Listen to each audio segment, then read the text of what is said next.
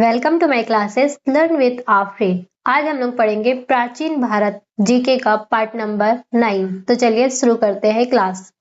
कुषाण वंश का सबसे प्रतापी राजा यानी कि कुषाण वंश का सबसे प्रतापी राजा कौन था? कि कुषाण वंश का सबसे प्रतापी राजा कौन था? कनिष्क। कौन था? कनिष्क। ठीक है, याद रखना कुषाण वंश का सबसे प्रतापी राजा कनिष्क था। कनिष्क वंश का सबसे प्रसिद्ध और शक्तिशाली भारत का आइसलैंड। ठीक है, मतलब कनिष्क को ही भारत का ये वाला दूसरा, ये टॉपिक दूसरा है।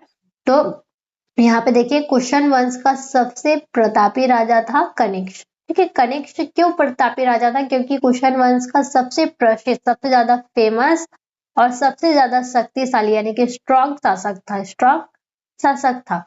भारत का आइसलैंड, मतलब भारत का आइसलैंड किसे कहा जाता है?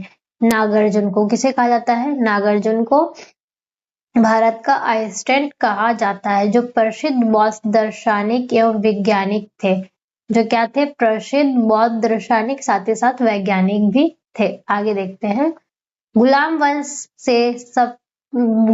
से पहले का इतिहास, यही वाला हम लोग पढ़ेंगे। गुलाम वंश जो था उससे पहले का इतिहास। गुलाम वंश से पहले का इतिहास क्या कहलाता है? प्राचीन भारत। इसी से तो रिलेटेड सारा हम लोग क्वेश्चन आंसर पढ़े, प्राचीन भारत से रिलेटेड। ठीक है, तो गुलाम वंश आने का पहले का जो इतिहास था वही प्राचीन इतिहास कहलाता है। मुद्र राक्षस। मुद्र राक्षस के लेखक कौन थे?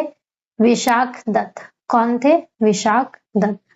प्रसिद्ध संस्कृत नाटक लिखते थे। वो क्या करते थे? मुद्र राक्षस जो है, मुद्रा राक्षस वो प्रसिद्ध संस्कृत नाटक है। मुद्रा राक्षस क्या है? प्रसिद्ध संस्कृत नाटक है, जिसको किसने लिखा था? विशाख दत्त ने लिखा था। आगे देखते हैं। रत्नावली और प्रियदर्शिका। रत्नावली और प्रियदर्शिका के लेखक कौन है? यानी कि जो रत्नावली है और प्रियदर्शिका, दोनों के लेखक कौन है? दोनों के लेखक है हर्षवर्धन। कौन है? हर्षवर्धन।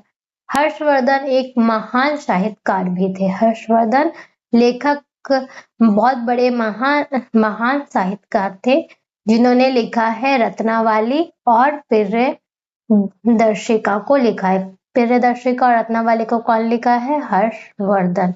और हर्षवर्धन महान साहित्यकार थे। पल्लव की राजभाषा, यानी कि पल्लव की राजभाषा क्या थी? पल्लव की राजभाषा थी संस्कृत। क्या थी? संस्कृत।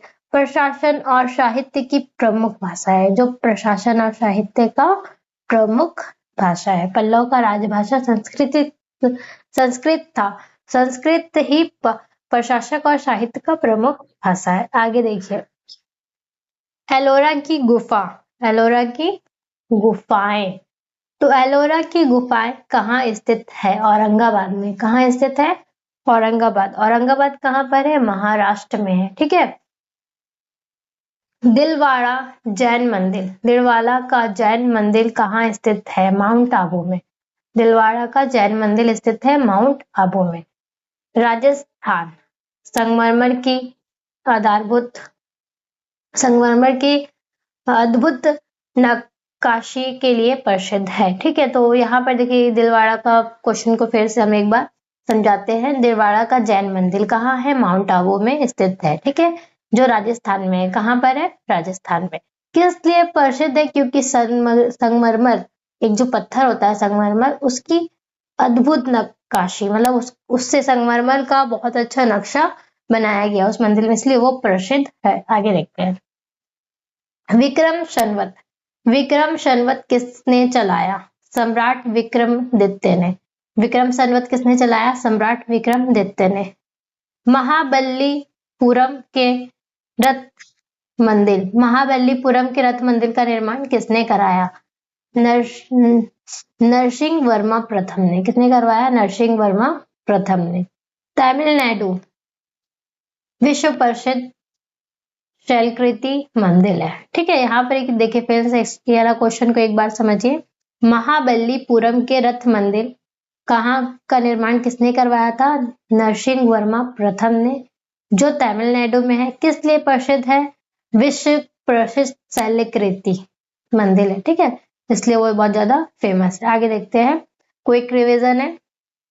कनिष्क कुशन वंश का महान शासक, नागार्जुन भारत का आइस्टेंट, गुलाम वंश से पहले प्राचीन भारत, मुद्रा राक्षस विशाखादत्त, रत्नावली और प्रियदर्शिका, हर्षवर्धन, पल्लव की राजधानी संस्कृत, एलोरा गुफाएं, औरंगाबाद, दिलवाड़ा मंदिर, माउंट आबू, विक्रम संवत, विक्रमादित्य और रथ मंदिर नरसिंह वर्मन प्रथम। ठीक है, इस तरह से आप इसका स्क्रीनशॉट लेकर के याद करिए और प्लेलिस्ट चैनल में जाकर के जरूर चेक करिए। Thank you so much.